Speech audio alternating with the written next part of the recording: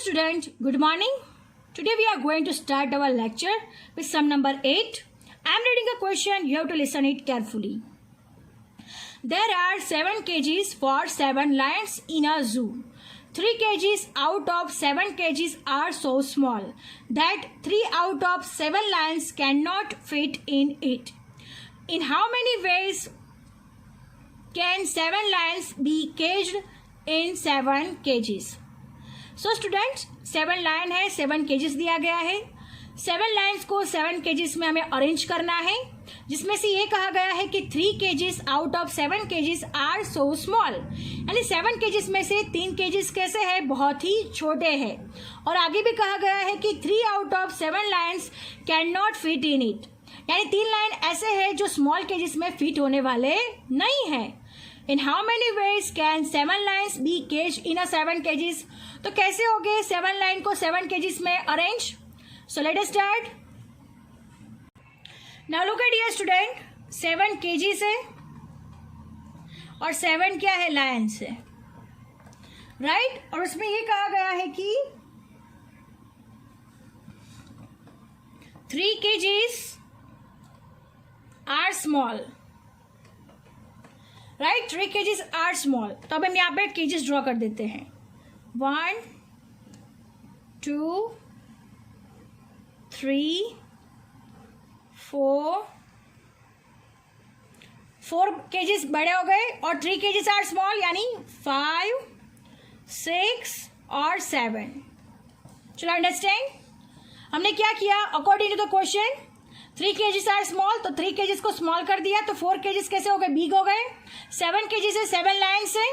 अब हमें क्या कहा गया है क्वेश्चन में, 3 out of 7 lines can not fit in it. क्या कहा गया है, यहाँ पे लिख देते हैं 3 out of 7 Lions can not fit in it, यानी 7 में से 3 लाइन ऐसे हैं जो छोटे केजी से उसमें आने वाले नहीं है. So look at dear student, हमारे पास बिगेस्ट कितने केजी से, 4 केजी से. अब जो 3 लायन हैं वो ये छोटे केजीस में तो आने वाले नहीं हैं, तो हमें क्या करना पड़ेगा, जो बिग है हमारे पास 4 केजीस, ये 4 केजीस में से 3 लाइन को 4p3 में अरेंज करना होगा, बिकॉज 3 लाइन है जो छोटे केजीस में आने वाले नहीं है, तो ये तो इनका लाइन कैंसिल हो गया.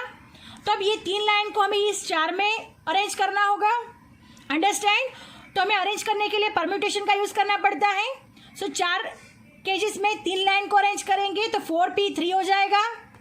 अंडरस्टैंड. चलो 4 में से 3 यहाँ पे, एक यहाँ पे और एक यहाँ पे आ जाते हैं, राइट. एक यहाँ पे एज्यूम्पशन करते हैं कि ये तीनों 3 यहाँ पे आ जाते हैं, तो एक केज खाली रह जाता है, राइट. और हमारे पास 7 लाइन में से 3 लाइन को ऑलरेडी हमने अरेंज कर चुके हैं, तो 7 में से 3 जाएगा तो बचेगा कितना, 4. अब 4 लाइन को फिर से अरेंज करना है और हमारे पास केजेस कितने बचते हैं, अगेन 4 केजेस हमारे पास बच रहे हैं. तो हम यहाँ पे क्या करेंगे, 4p4 हो जाएगा. Understand. Again listen it carefully.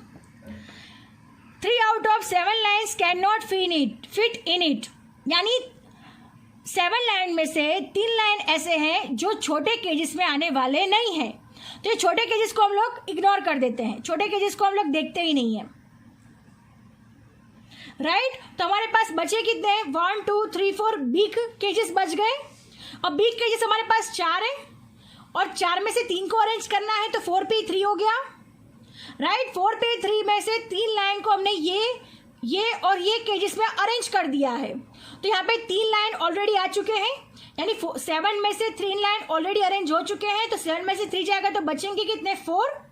और 4 लाइन के लिए हमारे पास केजेस कितने बचते हैं, तो 1 2 3 4 केजेस बचते हैं और 4 लाइन को फिर से अरेंज करना है, तो 4p4. नाउ अब हम लिखेंगे total permutation is equal to 4p3 into 4p4। Understand कैसे हुआ? 4p3 into 4p4। अब 4p3 को कैसे सॉल्व करेंगे? तो 4 factorial divide by 4 minus 3 factorial हो जाएगा। अभी हमें पता है एन पी एन और एन दोनों सेम है, तो 4 फैक्टोरियल हो जाएगा। ये हमने सीखा हुआ है कि जब भी एन और आर दोनों सेम के सेम हो तब हमें 4 फैक्टोरियल या जो भी डिजिट्स हो उसका फैक्टोरियल कर देना है। अब हम इसे सॉल्व करेंगे। 4 फैक्टोरियल यानी 4 3 2 1, 4 में से 3 जाएगा तो 1 फैक्टोरियल हो जाएगा। अब यहाँ पे भी 4 3 2 1 हो जाएगा। अब हम इन दोनों को मल्टीप्लीकेशन करेंगे। 4 3 ज़ा 12, 12 2 ज़ा 24, 24 इंटू 4 3 ज़ा 12 2 ज़ा 24। सो 24 इंटू 24 फाइनल आंसर आएगा 576। Understand? So total number of arrangement 576। Understand? Again फिर से एक बार एक्सप्लेनेशन कर देती हूँ, ध्यान से देखना स्टूडेंट्स। 7 kg 7 लाइन्स है, 3 kg आर स्मॉल, तो 3 kg स्मॉल कर दिए, 4 kg बिग हो गए। और 3 out of 7 lines can not fit in it, यानी 3 kg में 7 में से 3 लाइन ऐसे है जो छोटे केजेस में आने वाले नहीं है, तो ये तीनों को हम लोग इग्नोर कर देते हैं। तो हमारे पास बचे कितने? 4 केजेस बच गए। तो 4 में से हमें अरेंज कितनों को करना है? 3 लाइन के जो छोटे केजेस में आने वाले नहीं है। सो 4p3 हो जाएगा, राइट। अगर हम अज़म करते हैं कि 1 2 3 इन तीनों में लाइन हम लोग अरेंज कर देते हैं, राइट, तो हमारे पास 7 माइनस 3 यानी बचते हुए लाइन कितने हैं? 4 लाइन। 4 line is remaining. अब 4 लाइन के लिए हमारे पास बचते कितने हैं केजेस? 1 2 3 4 केजेस बच जाते हैं। तो 4 केजेस में हमें कितने लाइन को अरेंज करना है? 4 लाइन को अरेंज करना है। सो 4p4। So total permutation 4p3 into 4p4, 4 factorial divide by 4 minus 3 factorial multiply by 4 factorial, 4 3 2 1, 4 3 2 1, 24 into 24 576। So this is our answer. Now moving to the next sum. Sum number 9. Using all the digits 2, 3, 5, 8, 9, how many numbers greater than 50,000 can be formed? So students, हमें ये digits का use करना है और greater number बनाने हैं 50,000. How many numbers greater than? यानी 50,000 से बड़ी digits वाले number कैसे बन सकते हैं और कितने बन सकते हैं? तो हमें इन सबको arrange करना होगा. So let us start. Students, look at here. Given digits are, हमें कौन कौन सी डिजिट्स दी गई हैं? 2 3 5 8 एंड 9। सो हमें ये डिजिट्स दी गई है। Given digits are 2 3 5 8 9। अब हमें क्या कहा गया है क्वेश्चन में? For the numbers greater than 50,000, the digit at the first place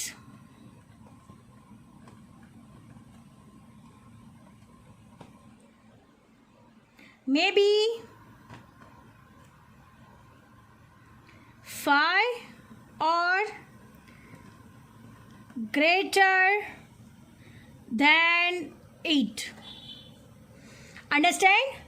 यानी यहाँ पे क्या कहा गया है? For the numbers greater than 50,000 the digit at the first place may be 5 और ग्रेटर देन 8। यानी फर्स्ट प्लेस पे हमें 5 और 5 से बिगेस्ट नंबर फर्स्ट प्लेस पे होने चाहिए, तभी 50,000 से ग्रेटर नंबर बन सकते हैं।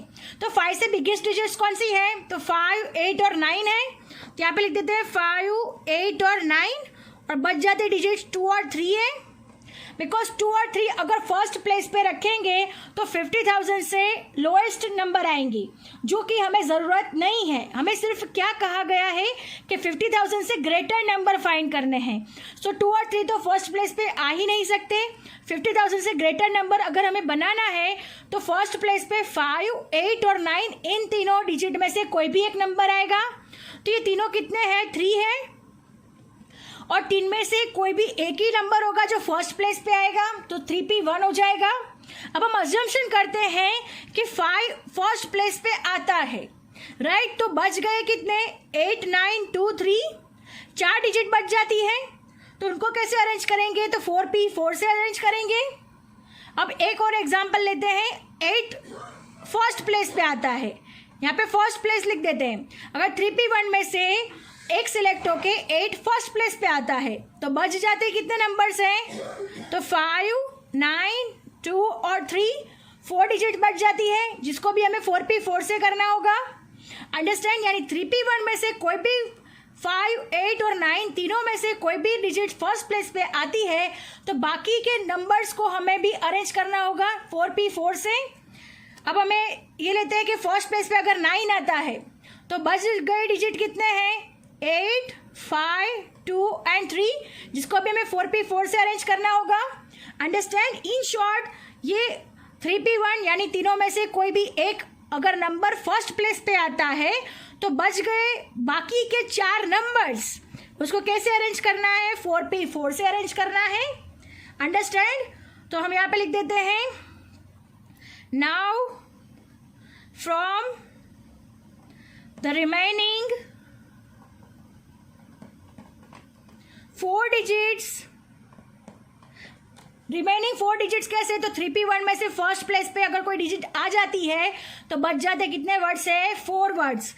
सो 4 digits, all 4 can be placed in 4p4 ways. Understand, 4p4 way से क्या होगा, वो अरेंज होगा। So total permutation,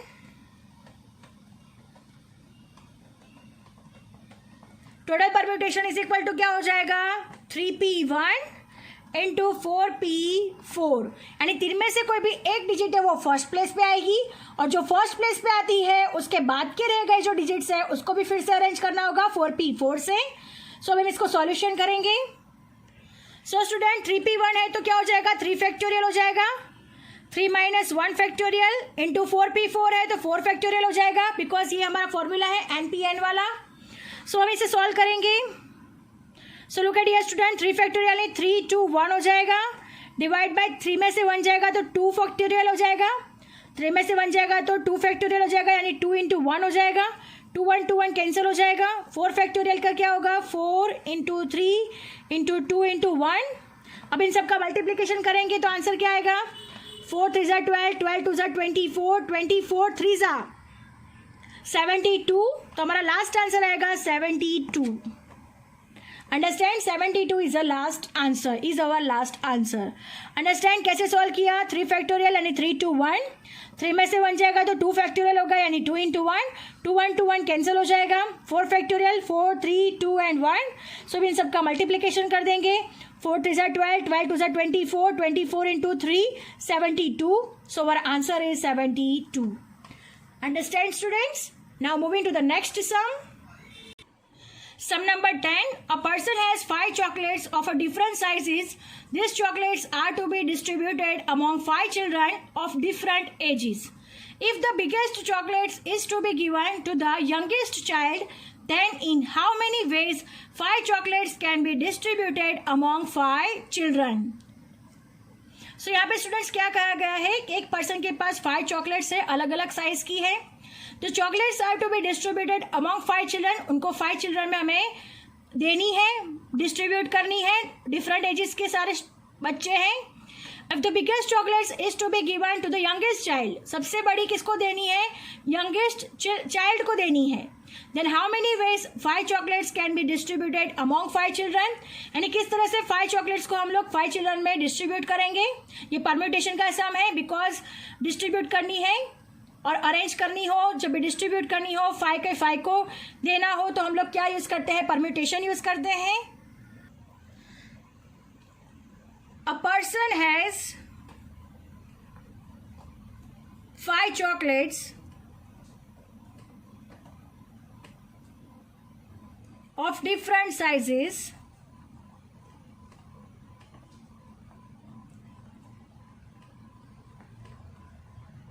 and they are to be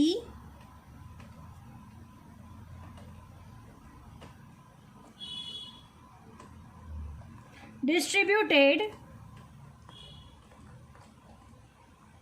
among 5 children of different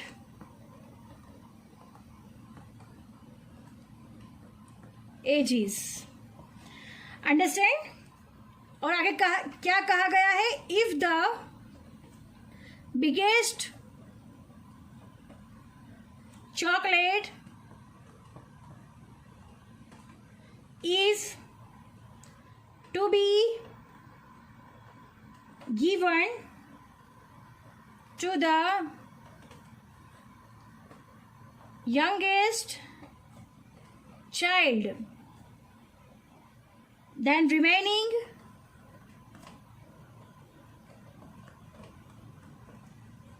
4 chocolate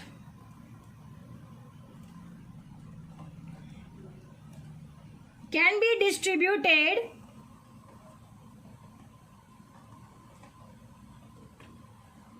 among the